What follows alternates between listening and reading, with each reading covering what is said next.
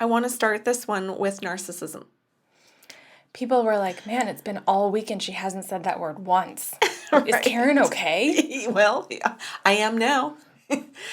I just want to say, you should know, when the narcissist rejects you, this is because you're getting healthy. Love it. This is good news. When they start losing their shit and getting worse, it's because you're waking up.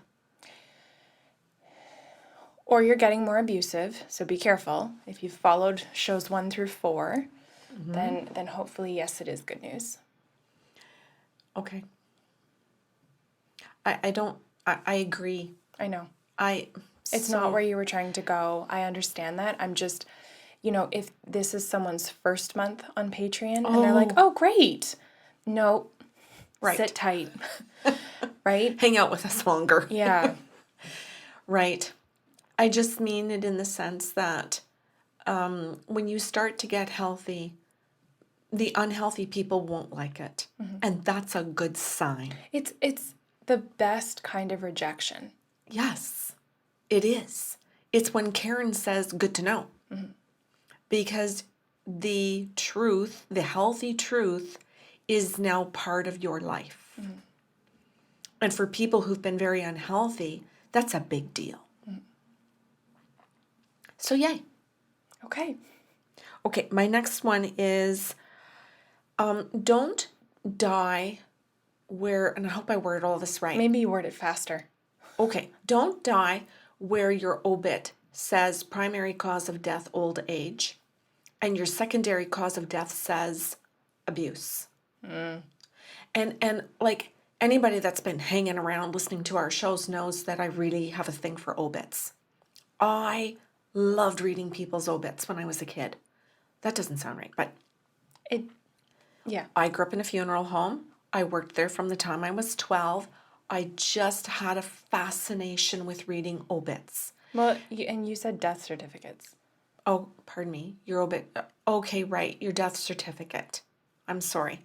Meaning that from where the doctor signs your primary cause of death.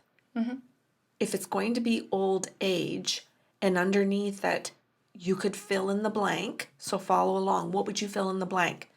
When you die, what kind of a relationship will you die in if you stay in this relationship? Boredom.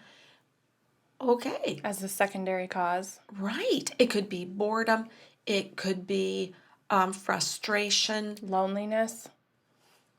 My point. It could be a number of forms of abuse, physical abuse, emotional, mental, whatever. I'm just saying be aware of what you would read on your own death certificate. Imagine it ahead of time so that you could actually look at that and go, hell no.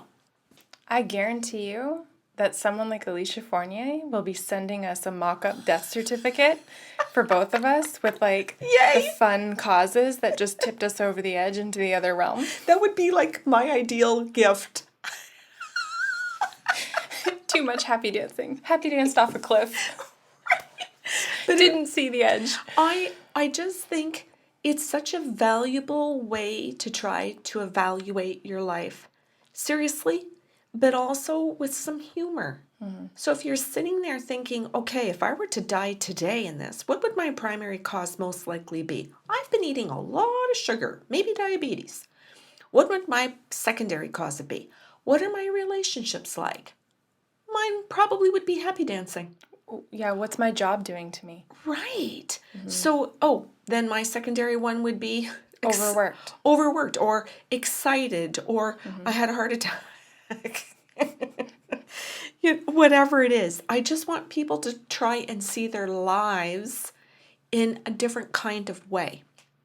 So that if you're looking at that and you're realizing that you're in healthy partnerships, cool. You might write down secondary cause of death, fantastic sex. Hey, if it's fantastic sex because there's intimacy and connection and love and communication and all these gorgeous things, have that. That's a fantastic. Also, you can have that with a vibrator. So that can still be your secondary cause as a single person. Right. And if it's not, and you're lonely and so on, then we're saying stick with the good work. Stick with these tools. Keep going. Okay. Don't rebrand this the good work. This is the dirty work. This is the good dirty work. Oh, pardon me. You just want to call it the dirty work. Okay, we're going to call it the dirty work. That's what they know it by, you know? Right. Okay.